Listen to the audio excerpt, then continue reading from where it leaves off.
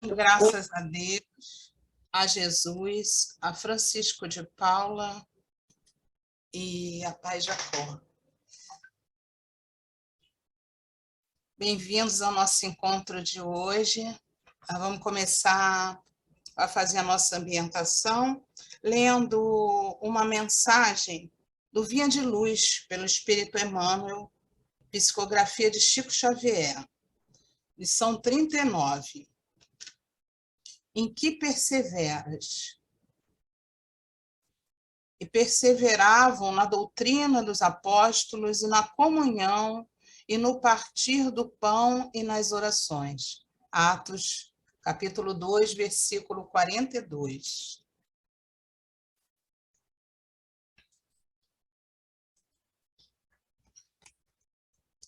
Observadores menos avisados pretendem encontrar inteira negação de espiritualidade nos acontecimentos atuais do planeta. Acreditam que a época das revelações sublimes esteja morta, que as portas celestiais permaneçam cerradas para sempre. E comentam entusiasmados como se divisassem um paraíso perdido. Os resplendores dos tempos apostólicos, quando um púgilo de cristãos renovou os princípios seculares do mais poderoso império do mundo. Asseveram muitos que o céu estancou a fonte das dádivas, esquecendo-se de que a generalidade dos crentes entorpeceu a capacidade de receber. Onde a coragem que revestia corações humildes à frente dos leões do circo, onde a fé que punha afirmações imortais na boca ferida dos mártires anônimos, onde os sinais públicos das vozes celestiais, onde os leprosos limpos e os cegos curados. As oportunidades do Senhor continuam fluindo, incessantes sobre a terra. A misericórdia do Pai não mudou. A providência divina é invariável em todos os tempos. A atitude dos cristãos na atualidade, porém, é muito diferente.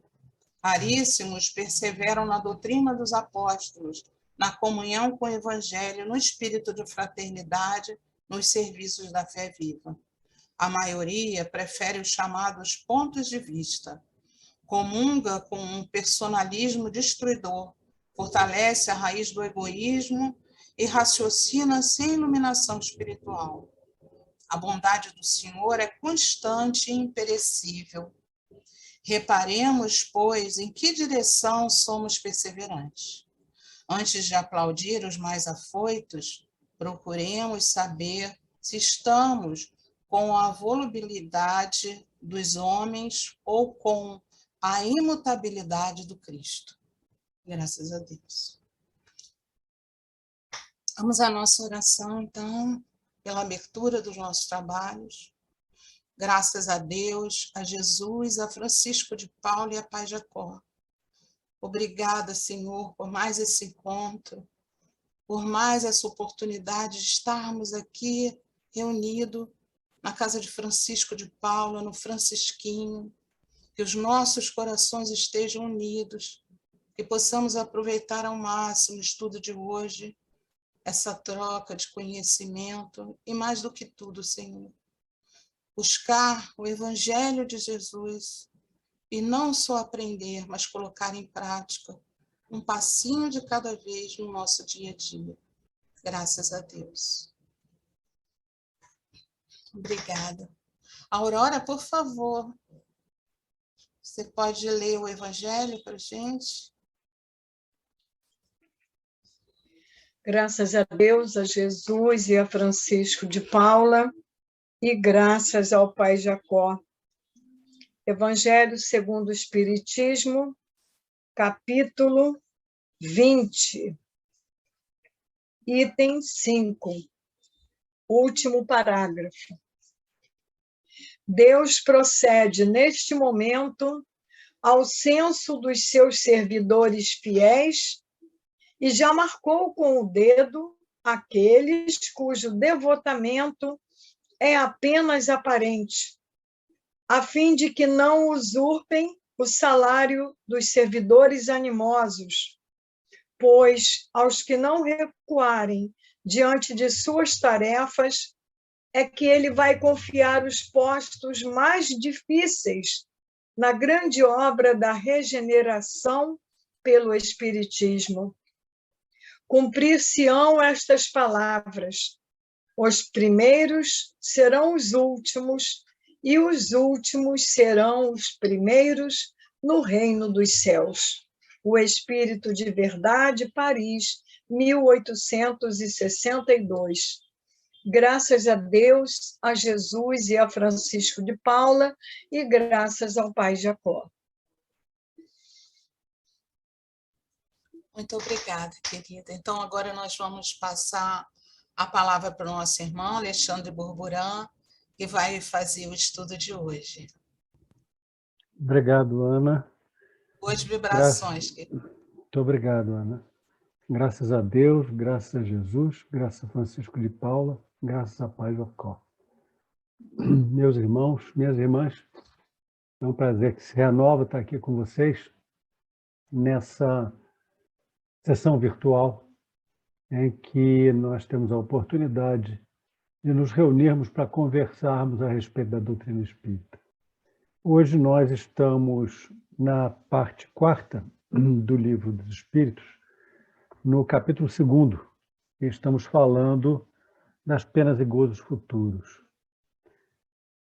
Uma coisa muito interessante de se discutir e que ocupa muitas páginas dos estudiosos em teologia é a questão do sofrimento ou das penas futuras, elas estarem de alguma maneira associadas a algum tipo de corpo físico. Não sei se os irmãos já leram ou se interessaram por esse assunto, mas há um capítulo muito discutido entre os teólogos cristãos que diz respeito ao corpo glorioso de Jesus. O que é o corpo glorioso de Jesus? O corpo glorioso de Jesus é aquele corpo que revestiu Jesus nas suas aparições depois da crucificação. Ou seja, ressurreto, o corpo de Jesus, o corpo com que ele compareceu diante dos apóstolos e diante de todos os que testemunharam, não seria mais aquele corpo com o qual ele viveu durante 33 anos aproximadamente entre nós. Teria sido um outro corpo. E boa parte do interesse dos estudiosos sobre esse outro corpo, ele está associado ao fato de uma expectativa que existe entre alguns cristãos, pelo menos, de que os gozos e penas futuros eles estejam todos vinculados à participação de um corpo nesses gozos, nessas penas. E esse corpo que todos nós assumiríamos para esses estudiosos cristãos seria um corpo de natureza semelhante ao do corpo glorioso de Jesus. E daí vem todas as perguntas. Bom, então, para vocês espíritas, quando estamos desencarnados, os sofrimentos que, porventura, o espírito possa sofrer, ele os sofrerá de um ponto de vista material, aceitando, por exemplo, a tese de uma espécie de corpo glorioso a nos revestir? E a resposta que nós temos dos espíritos é o seguinte: sofrimento para o espírito, depois de desencarnado, é um sofrimento moral. São dores morais. Ah, mas eu já li ou já tive presente em sessões de desobsessão, onde o espírito disse que tinha fome, tinha frio. Tudo isso são criações mentais. Joana de Ângeles, nos definiu como seres psíquicos e morais. Nós temos um mundo moral e fazemos criações psíquicas. E nós padecemos ou gozamos dentro desse mundo moral que nós criamos dentro dessas imagens psíquicas que nós geramos. Hoje mesmo, uma irmã me mandou uma pergunta a respeito desse livro que o Clube do Livro da casa ele divulgou, ele remeteu para os associados no mês passado, né? E aí a pessoa me perguntou assim, mas então o umbral existe? Porque eu escuto tanta gente falando que o umbral não existe, o Vale dos Suicidas existe, eu escuto tanta gente dizendo que o Vale dos Suicidas não existe. Já, inclusive, vi mensagens espirituais dizendo que o Vale dos Suicidas não existe. E eu respondi o seguinte, tudo o que estiver na nossa criação mental existe, principalmente no plano espiritual. Há, inclusive, um conceito muito pragmático, aplicado até em questões de economia, que é chamado de realidade imaginária. Os irmãos devem estar pensando assim, do que você está falando, cara? Você está viajando completamente. O que é isso? Isso é um conceito muito prático. Por exemplo, em economia. Quem disse para vocês que aquele papel pintadinho, meio esverdeado, com a imagem de uma onça, né? Não meio esverdeado, não, meio acinzentado, com a imagem de uma onça, vale R$200? Quem falou isso para vocês? Quem é que está dando essa garantia para vocês? Ah, bom, é o governo que está dando, mas quem é o governo? Para não me alongar muito, dentro de economia, criou-se há algum tempo atrás um conceito de realidade imaginária, que explica como é que certas coisas ganham valor, ganham crédito. Querem ver um exemplo ao contrário? Vocês já devem ter ouvido falar em criptomoedas. Quantas pessoas daqui investem em criptomoedas? Eu não invisto. Por quê? Porque, pelo menos no meu campo de realidade imaginária, eu não consegui dar lastro a esta criação, criptomoeda. Embora eu saiba que tem gente que está investindo nisso. Tem gente que até negocia com isso. Mas eu não vejo como usar isso. Então, no meu campo de realidade imaginária, a criptomoeda não existe. Volta a falar do plano espiritual, Alexandre. Você já foi muito longe. Vamos falar do mundo espiritual. Quando nós desencarnamos, seres psíquicos e morais que nós somos, como Joana de Ângeles nos classificou, nós criamos a nossa realidade imaginária. Nós plasmamos. E nós podemos nos associar, inclusive, a imagens que outros espíritos criaram. Então, o Vale dos Suicidas é uma realidade? Sim, é uma realidade imaginária, se preferirem dessa maneira, para uma vasta gama de espíritos que cometeram esse ato desatinado.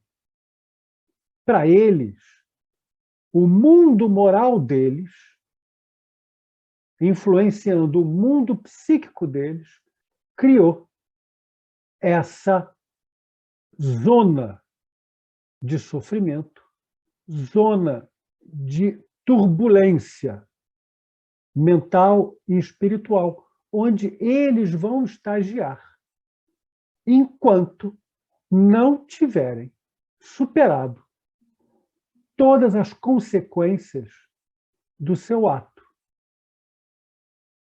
Então, todos os nossos sofrimentos morais, eles não são propriamente materiais, mas a nossa realidade imaginária, ela vai nos ver com fome, com frio, sangrando, com dores no corpo, cegos, coxos, enfim. Isto é o ser psíquico que nós somos, refletindo o mundo moral no qual nós transitoriamente habitamos. Então, o espírito ele só está sujeito às dores morais, não está sujeito às dores físicas. Mas essas dores morais vão, sim, criar uma realidade imaginária que o espírito vai sofrer como se fisicamente estivesse passando por aquele problema. É muito claro também que os nossos sofrimentos e dores morais, eles têm um reflexo sobre o nosso corpo perispirítico, que é a matéria, nos dizeres de Kardec, matéria quintessenciada. Então, o nosso psiquismo vai plasmar uma série de formas, vai moldar o nosso perispírito, inclusive gerando dores físicas, psíquicas. Vou dar um último exemplo. Eu acho que os irmãos aqui oscilam na mesma faixa etária que eu. Todos devem se lembrar de um grande ator do passado, o Anthony Quinn. Anthony Quinn, ele, em meados da carreira dele, ele ainda não tinha atingido o ápice da carreira, mas ele já era um ator bastante conhecido, ele filmou na França o Corcunda de Notre Dame. E vários historiadores do cinema dizem que Anthony Quinn, durante as filmagens do Corcunda de Notre Dame, ele chegou num momento em que ele tinha incorporado de tal maneira o papel do Corcunda, do Quasímodo, que as filmagens precisaram ser interrompidas para ele sofrer um tratamento psicológico e um tratamento físico, porque ele começou a sentir dores horrorosas. Ele começou a apresentar problemas na locomoção dele. Ele começou a apresentar problemas, inclusive, de escamação da pele. Ou seja, ele somatizou toda aquela descrição do Quasímodo. Tudo aquilo que o Quasímodo apresentava como imperfeição física, ele acabou somatizando. Veja que nós estamos falando de um espírito encarnado, mas o campo psíquico dele, de tal maneira, foi influenciado pela vontade dele de interpretar o papel, que ele acabou vivendo, ele acabou somatizando aqueles problemas. Agora, imagina um espírito livre dessa rede física que nos envolve, que é o nosso corpo material. Imagina o espírito livre. O que ele não é capaz de produzir como efeito sobre esse corpo tão plástico, tão moldável quanto é o perispírito. Então, os sofrimentos, as dores, elas são morais. Refletem o nosso mundo moral de acordo com o nosso psiquismo. Mas essa criação psíquica, ela influencia, pode moldar, pode alterar a forma do nosso perispírito, que é matéria, ou o corpo mais imediato da alma, se preferirem essa descrição, como está no Livro dos Espíritos, e que ela é extremamente moldável. E as dores morais, elas nos acompanham onde nós formos. Então, não importa se estamos no plano físico ou no plano moral, no plano espiritual, essas dores elas vão nos acompanhar.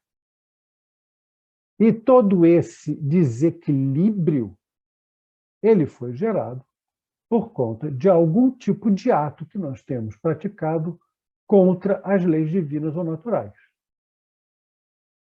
Claro que todas essas dores, todo esse sofrimento, isso tem explicações e existem para premiar ou para demonstrar que não existe ascensão sem esforço, que tudo na nossa existência deve ser conquistado com algum tipo de empenho da nossa vontade, com escolhas que nós façamos.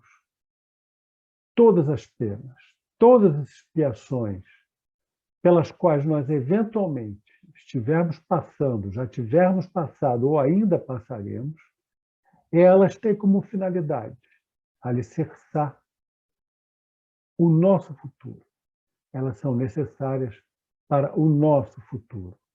Nada nos acontece sem que haja uma utilidade prática para isso. Então, dores morais, reflexos psíquicos, inclusive sobre a matéria mais etérea do nosso perispírito, e tudo o mais que vem a acontecer não é simplesmente uma punição, é uma necessidade para o nosso aprimoramento, para a evolução do espírito. Agora, existe uma outra questão muito cara aos espíritas, que é: então, tudo que passa na minha vida é uma punição do que eu fiz no passado. Nem tudo é do passado, muita coisa já é do presente, ou é mesmo do presente. Aliás, feliz é aquele que já na presente encarnação tem a oportunidade de expiar algumas falhas, alguns erros, alguns desvios que tenha cometido, porque já não leva para a próxima encarnação nenhum débito. Mas é muito frequente que nós tenhamos, sim, expiações pelas quais nós estamos passando, que têm origem em encarnações anteriores. Na verdade, a expiação ela só acontece no momento em que nós tenhamos compreendido o erro que nós cometemos. Não há expiação sem que antes o espírito ele tenha entendido o erro que cometeu e tenha buscado, de maneira inconsciente que seja, mas buscado a reparação, o ajuste com a economia divina. Agora, existem também uma série de provas, todos nós sabemos. Então, nem todos os sofrimentos que nos acometem são verdadeiramente expiações. Muitos desses sofrimentos são provas que nós escolhemos, provas que nós entendemos necessárias para nós termos reconhecida a nossa evolução. E reconhecida por quê? Principalmente por nós mesmos. Quantas pessoas elas se põem à prova? E alguém pergunta, mas por que você faz isso? Alguém perguntou para o alpinista, por que você escala a montanha? E ele respondeu, porque ela está lá. Ninguém obriga o alpinista a escalar a montanha. Ele escala a montanha porque ele quer se pôr à prova. Porque ele tem um desafio interior a satisfazer. Eu, por exemplo, que tenho acrofobia, né? Medo de altura, fobia de altura, eu não me ponho à prova numa coisa dessa porque eu sei que eu tenho medo de altura e não estou nem um pouco interessado em ficar naquela situação. Agora, para o alpinista, aquilo é uma prova. Ele precisa passar por aquilo. Nós, como espíritos, cada um de nós, no diferente momento de evolução em que se encontra, solicita uma prova.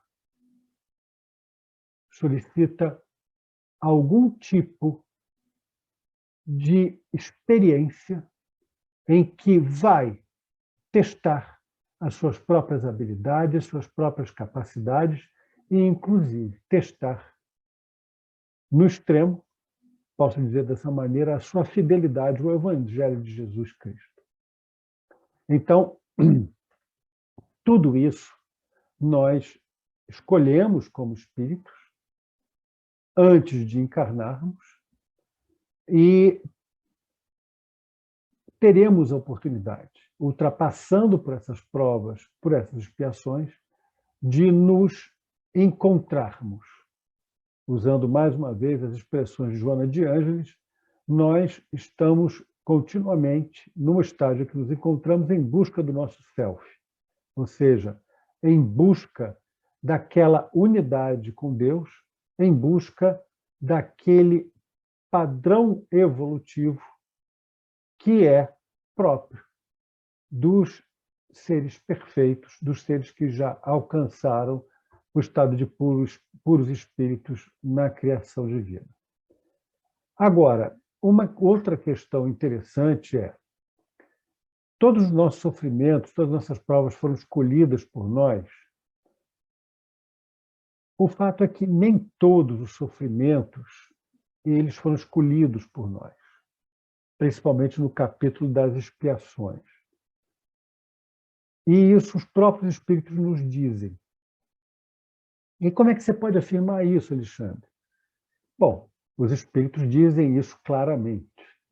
Mas existem uma série de outros relatos, inclusive relatos que a mediunidade de Chico Xavier nos trouxe, de espíritos que estão, muitas vezes, em terríveis sofrimentos, e esses terríveis sofrimentos nada mais são do que um benefício que a providência divina concede a esses espíritos para que eles possam se ocultar dos seus perseguidores.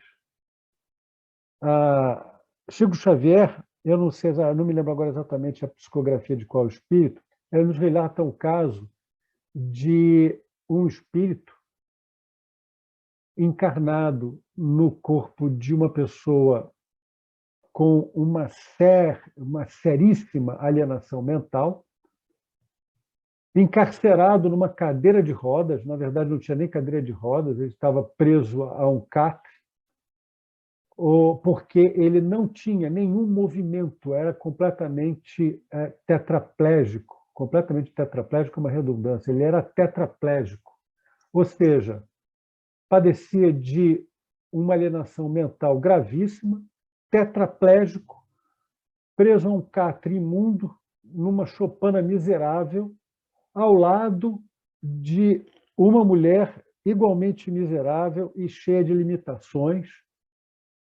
E alguém disse assim, mas que sofrimento horrível. E o espírito diz assim, no entanto,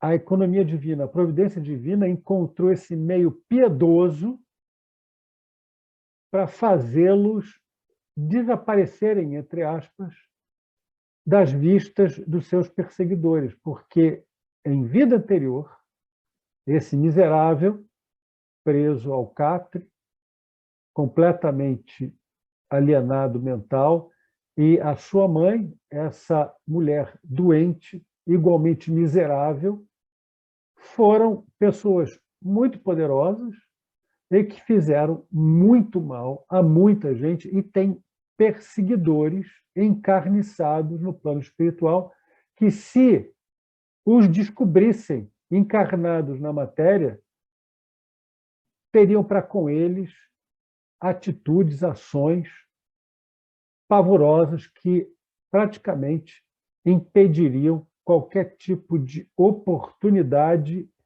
de recâmbio à seara do bem desses dois. Então, a economia divina impôs a eles essa encarnação, não foi alguma coisa que eles solicitaram, não foi alguma coisa que foi pactuada, mas foi algo que a providência divina impôs em benefício deles mesmos. para lhes dar um recesso, por incrível que pareça, um recesso, antes deles poderem ser expostos à verdadeira expiação. Então, vejo que a ideia de que todos vamos negociar provas e expiações, ela tem uma série de nuances, gradações. Vamos, se nós já estivermos, melhor dizendo, num estágio que nos permita isso. Se não estivermos, vamos ter provas e expiações que nos serão piedosamente impostas pela economia divina. Bom, isso também, diga-se, está associado ao primitivismo espiritual dos nossos espíritos. Quanto mais lá no início da nossa jornada, nesse ambiente onde temos o livre-arbítrio, quanto mais nós formos seres animalizados, onde precisamos nos elevar sobre as tendências de ódio, inveja, ciúme, discórdia, violência, mentira, calúnia, injúria, nós menos teremos oportunidade de escolhas e mais seremos dirigidos pela providência divina, nos encaminhando às provas, às expiações que sejam necessárias para que nós evoluamos, nós compreendamos o quão negativos são esses sentimentos, o quão destrutivas, melhor dizendo, são essas paixões e quanto nos impedem de sermos verdadeiramente felizes. E existe uma passagem que está em Mateus, capítulo 10, versículo 36, em que Jesus diz assim: os inimigos do homem serão os da sua própria casa. A gente pode interpretar essa passagem como os nossos maiores inimigos são as nossas paixões e sentimentos desviados.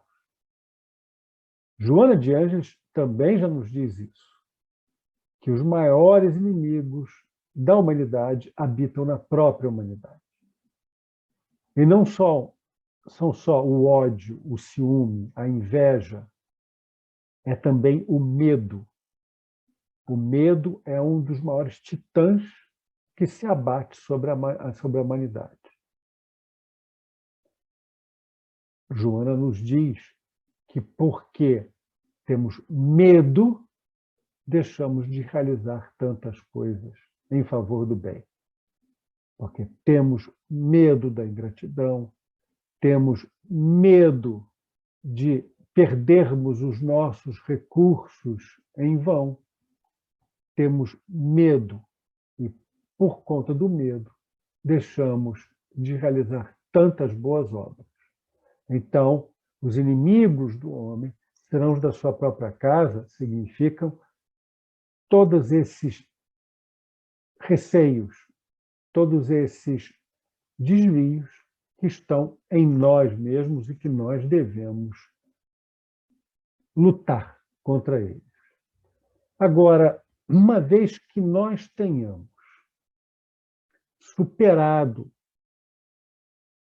expiações, nos colocado a provas, a nossa recompensa, naturalmente, é passarmos para um mundo menos grosseiro. Os espíritos nos dizem que podemos entender isso como uma recompensa, sim, mas o melhor é que nós entendamos tudo como uma consequência. Nesse conceito, é muito apropriado lembrar o que os orientais, os hindus, principalmente, falam sobre karma. Nós usamos aqui no Ocidente a palavra karma sempre como uma conotação ruim, negativa. Se eu sofro é por conta do meu karma. Mas a definição que os hindus dão para karma é, pura e simplesmente, a consequência dos nossos atos, bons ou ruins. Na verdade, o karma é o conjunto das consequências que os nossos atos geram, boas ou ruins. Então, mais correto do que entender que recebemos o prêmio de passarmos para um mundo menos grosseiro é dizermos que o nosso karma ele se modificou e nós vamos para um mundo que esteja de acordo com o nosso karma. Para usarmos aqui uma expressão hindu, karma não é uma expressão do glossário espírita, mas já está incorporada, por assim dizer, ao nosso conhecimento espírita. Então, nós podemos utilizá-la, sempre chamando a atenção para o fato de que não é uma palavra do glossário espírita. Bom, nos mundos menos materiais, naturalmente, nós teremos cada vez menos necessidades grosseiras, menos necessidades ligadas às nossas necessidades físicas. E, decorrentemente, também teremos menos sofrimentos físicos. Imagina, por exemplo, ainda dentro dessa ideia de consequência, imagina, por exemplo, que nós estejamos habitando um mundo onde o nosso corpo físico ele seja tão sutil e a nossa alimentação também tão frugal que nós praticamente não tenhamos um sistema digestivo complexo e um aparelho excretor como nós temos, tão complexo, um dos órgãos mais importantes do nosso organismo e um dos maiores dentro do nosso organismo são os intestinos. Nós temos aqui metros e metros de intestino. Isso tudo só para produzir a absorção de alimento e a excreção dos resíduos. E quantos de nós não temos problemas gastrointestinais? Problemas do aparelho digestivo? Muitos desses problemas, obviamente, que o espírito precede a matéria, toda doença tem uma causa espiritual, mas esse apetrechamento físico todo, obviamente, esse órgão grosseiro todo, ele dá ensejo a que surjam uma série de afecções, uma série de doenças. Se você não tem mais necessidade disso, o que é que vai ter num mundo onde a alimentação seja tão frugal, onde talvez até não exista essa alimentação grosseira, pesada como nós temos aqui na Terra? Essa necessidade que nós temos de proteínas tão grande. E aí? Nós vamos ter, naturalmente, menos desses sofrimentos físicos. Consequência, tudo consequência. Tudo um dominó, em que um primeiro dominó cai, derruba o próximo, e tudo nós temos aí uma consequência, uma série de atos que são consequências sempre de um ato anterior. Naturalmente que espíritos já muito evoluídos, eles podem reencarnar em planos, em planetas tão atrasados quanto a Terra. E não vai significar para esses espíritos que os aparentes padecimentos pelos quais eles passam, eles sejam expiações ou provas sob as quais eles devem estar submetidos.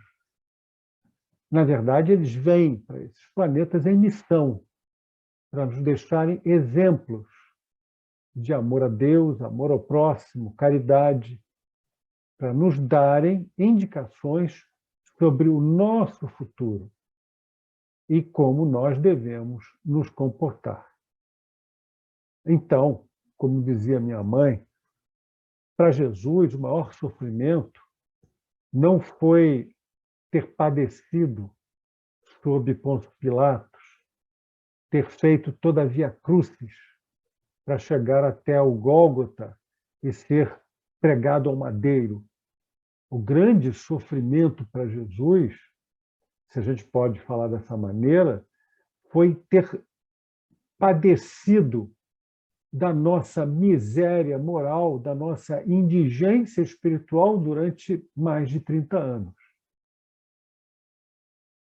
Na verdade, aqueles últimos atos da sua encarnação entre nós devem ter parecido para o Espírito de Jesus como as portas douradas que se abriam ao retorno da verdadeira vida, da vida espiritual, da vida nos planos mais elevados da criação, onde ou de onde ele saiu e de onde ele pertence.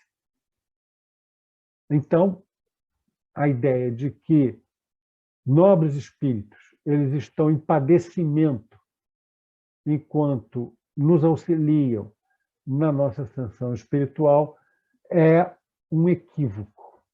Eles não estão espiando nada e nem estão se colocando à prova. Agora, é possível, sim, que um espírito ele tenha o desejo de reencarnar entre nós por conta de algum tipo de prova que ele ainda deseje concluir, que ele não se sinta satisfeito consigo mesmo e procura completar algo que supostamente deixou para trás. Às vezes, alguém, um ser bem-amado, que ele se propôs a ajudar na caminhada, mas não conseguiu, então ele pede para retornar, para ficar junto daquele espírito, para ajudá-lo em sua ascensão, ou talvez algum outro tipo de prova que agora não me ocorre nenhum tipo de exemplo. Mas, sobretudo, é preciso entender que espíritos mais elevados são sempre perseverantes. Está lá no Evangelho de Lucas, capítulo 21, versículo 19, Jesus diz: é na vossa perseverança que ganhareis as vossas almas. E os espíritos mais nobres, mais evoluídos, eles são totalmente perseverantes. E eles vão perseverar para atingir todos os objetivos que eles tenham estabelecido para si mesmos. Obviamente que todos esses objetivos têm que estar consoantes o Evangelho de Jesus Cristo, porque só Jesus é o caminho, a verdade e a vida. Só as trilhas de Jesus é que podem conduzir a humanidade a um estágio de perfeição e de plena felicidade. Agora, como é que nós podemos ver aqueles espíritos que, sem fazerem o mal, também não produzem nada de muito positivo e nem demonstram nenhum tipo de ação determinada para libertar-se da influência material? Bom, aparentemente esse espírito não dá nenhum passo em direção à perfeição e vai ter que recomeçar a sua prova ou a sua expiação do ponto onde ela ficou parada.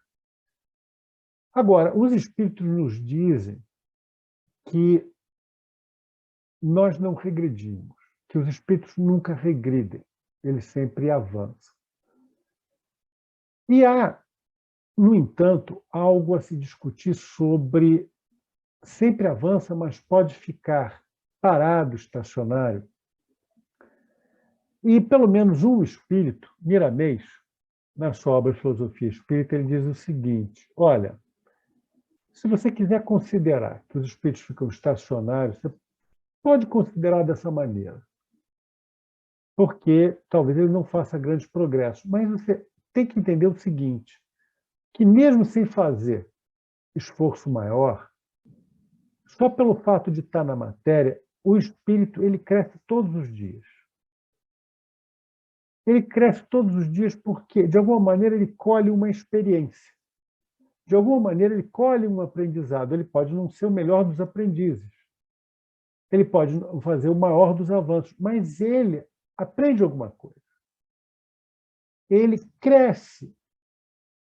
Pouco que seja, mas ele cresce. Então, o estagnar absoluto, o estacionar completo, não existe.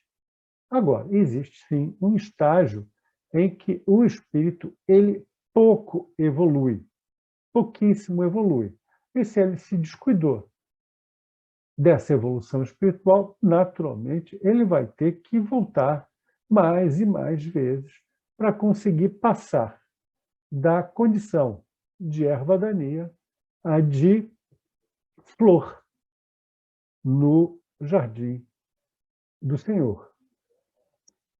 Na natureza nada existe de inútil, não há encarnação inútil e todas as pessoas, todos os espíritos encarnados aprendem alguma coisa. Ah, mas o facínora aprende alguma coisa? Olha, o facínora, por pior que ele seja, ainda tem alguém que ele ama, ou tem alguém que o ama, quando não seja a mãe, o pai. E esse amor, o exemplo desse amor, por pouco que o influencie, ainda terá produzido alguma influência. O bandido, ele tem alguém de quem ele gosta. E esse bem-querer, esse amor sincero, esse desestudado interesse pelo bem daquela criatura já terá feito esse espírito pouco evoluído crescer alguma coisinha que seja. Bom, chegando ao final do que a gente está comentando, tem algumas pessoas que não necessariamente não procuram fazer nada, mas têm assim, uma vida muito calma. Gente que vive, por exemplo, no isolamento do interior, vive uma vida sem maiores preocupações, pode não ser uma vida de luxo, mas é uma vida sem preocupações. Então, essa aparente ausência de sofrimento, ela não daria ensejo a um estagnar da alma? Mais uma vez, não propriamente. Até porque essa calma aparente que pode existir, ela pode ocultar um espírito em ebulição, um psiquismo extremamente ativo em busca de algo, em busca do próprio aprimoramento. Não se sabe todo o universo de problemas e de desafios que habitam um espírito, habitam o pensamento de uma pessoa. Essa pessoa, em aparente calma, pode estar lutando titanicamente contra uma série de coisas. Pode, por exemplo, voltando ao exemplo que eu citei, né? Alguém que mora no interior, numa fazendinha, essa pessoa ela pode ter lutado contra uma série de desejos, o ímpeto de abandonar tudo e morar numa cidade grande, mas não fez isso. Por quê? Porque tem família, pai, mãe, irmãos, que são necessitados de ajuda, são necessitados de amparo. E aí essa pessoa ela teve que lutar contra os próprios pendores, o próprio desejo de ir para uma cidade grande, e ficou ali, naquela vidinha aparentemente calma, naquela paz preguiçosa, mas que não teve nada de pacífico, não teve nada de preguiçoso, e representou uma escolha racional, consciente, em favor de outras pessoas. E aí eu direi, quanto não terá progredido esse espírito que contrariou a si próprio, contrariou os seus próprios desejos mais íntimos para se colocar na posição de braço forte, de auxílio daqueles que necessitavam. Então, a gente não pode avaliar essas coisas e não pode dizer que alguém leva uma vida de calma e, por isso, essa vida não foi útil. Na verdade, cada criatura tem o seu mundo próprio e nele vive. Cada criatura é um universo em si mesma. E a gente não pode julgar o progresso que cada um está fazendo. Às vezes, como eu já disse, esse que está nessa aparente calma está realizando um progresso muito maior do que nós que parecemos muito atribulados. Bom, vamos concluir agora a nossa conversa. E aquelas pessoas que não são más, mas que acabam produzindo infelicidade ao derredor delas. Não tem jeito. Nós sofremos as consequências daquilo que nós plantamos. Se nós só produzimos em torno de nós infelicidade, sofrimento, nós somos responsáveis por isso. Aliás, existe uma passagem do livro, acho que é do Pequeno Príncipe, né, do Saint-Exupéry, que dizia que nós somos responsáveis por todo sentimento que nós produzimos. E é por isso que os espíritos nos dizem: muita cautela nos teus atos, doma as tuas paixões, vigia os teus sentimentos, porque tudo aquilo que você fizer os outros sofrerem, retornará para você. Toda ação gera uma reação. E é por isso que nós devemos sempre estar trabalhando o nosso íntimo. Não é à toa que existe aquela frase, ora e vigia. Eu fui aluno marista, e na minha época, em cima do quadro, tinham duas frases, tinha uma bandeira do Brasil e acima da bandeira do Brasil tinha um crucifixo. E as duas frases, elas diziam o seguinte, uma dizia, Deus vela por nós, e a outra dizia, ora e vigia.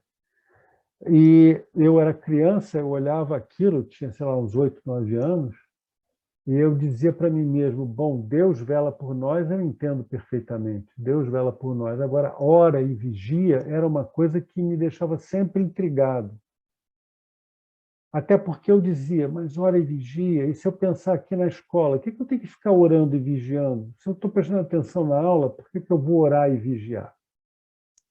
Na verdade, orar e vigiar é algo que nós devemos fazer naturalmente, instintivamente, o tempo todo. A nossa vida deve ser uma oração contínua.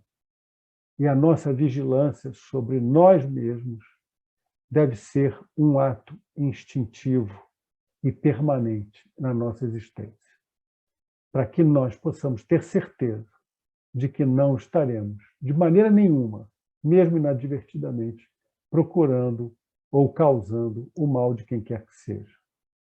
E, finalmente, ninguém engana Deus. A gente pode enganar a si mesmo, a gente pode dizer para nós próprios, olha, eu não queria fazer, eu não quis fazer, mas ninguém engana Deus. Ninguém engana Deus.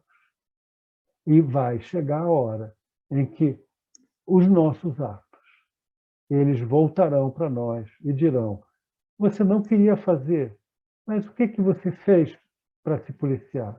O que você fez para se modificar? O que você fez para se melhorar? Meus irmãos, vamos ficando por aqui, nós estamos em cima da hora, graças a Deus, graças a Jesus, graças a Francisco de Paula, graças a Pai Jacó. Fiquem todos na paz de Deus. Ana, eu devolvo a palavra a você. Muito obrigado. Poxa, nós que agradecemos. Muito obrigada, Alexandre. Muito bom estudo, muitas coisas a pensar, né? Lembrando que no final a vitória é sempre do bem, a luta é sempre nossa, né? De nós conosco mesmos. Então a gente tem que ter confiança e perseverar. Olha a mensagem lá de início. Muito obrigada, Burburã. Então vamos agora fazer a irradiação para os nossos irmãos encarnados, pedindo ao Pai que ampare os nossos irmãos que estão ainda aqui conosco na matéria, compartilhando desse planeta conosco, que chegue a cada um dos nossos irmãos o bálsamo, o alento, o fortalecimento da esperança necessária para continuar o caminho, que cada um possa vencer suas próprias limitações, entendendo que é devagar, aos poucos, que nós conseguimos chegar ao muito. Cuida, Senhor, dos nossos lares, daqueles que estão próximos de nós, das nossas famílias, da nossa comunidade, dos irmãos que estão sem teto, sem abrigo, em todo tipo de instituições, aqueles que sofrem nos hospitais, nos asilos, nos orfanatos, nos presídios, Senhor. Ampara a todos, fortalece aqueles que estão em situação de decidir pelo melhor para os nossos irmãos, e sejam também fortalecidos com os compromissos que assumiram, com as oportunidades que recebem, e que possamos nós mesmos aproveitar também as nossas oportunidades. Graças a Deus, a Jesus, a Francisco de Paula e a Pai Jacó. Agora vamos pedir ao nosso irmão Antônio que faça a prece pelos irmãos desencarnados, e logo depois a Clemilda, querida irmã, que faça a prece de agradecimento. Graças a Deus, a Jesus, a Francisco de Paula, ao Pai. Pai amado, te pedimos que todos nossos irmãozinhos que já se encontram na verdadeira vida, aqueles parentes que tanto amamos, a todos aqueles que estão nesse momento desencarnando por diversos motivos, sejam de causas naturais, de acidentes, aqueles nossos irmãozinhos nesta guerra insana da Rússia com a Ucrânia, que todos, Pai, que todos que estão na verdadeira vida sejam amparados, que sejam socorridos e amados, que sejam respeitados. E aos nossos parentes, Pai, nós continuaremos amando-os e que o Senhor continue nos consolando e nos amparando, que sua Mãe Amantíssima Maria possa cuidar de todos nós, que todos os nossos irmãozinhos sejam amparados amplamente, que sejam confortados, Pai. Mais uma vez, te agradecer. Graças a Deus, a Jesus, a Francisco de Paula e ao Pai Jacó. Graças a Deus, a Jesus, a Francisco de Paula e o Pai Jacó. A gente agradece muito pelo estudo do irmão, pela oportunidade de a gente estar aqui, e mais esse aprendizado, mais esse caminho que a gente está seguindo, pela nossa evolução, e para todos os nossos que andam junto com a gente, que caminham junto com a gente agradece muito essa oportunidade e pedimos ao Pai que semana que vem podemos estar aqui todos reunidos de novo, com mais um aprendizado. Graças a Deus, a Jesus e a Francisco de Paula. Obrigada, graças a Deus. Então, nós damos por encerrado o nosso encontro de hoje, com a permissão de Deus, de Jesus, Francisco de Paula e de Pai Jacó.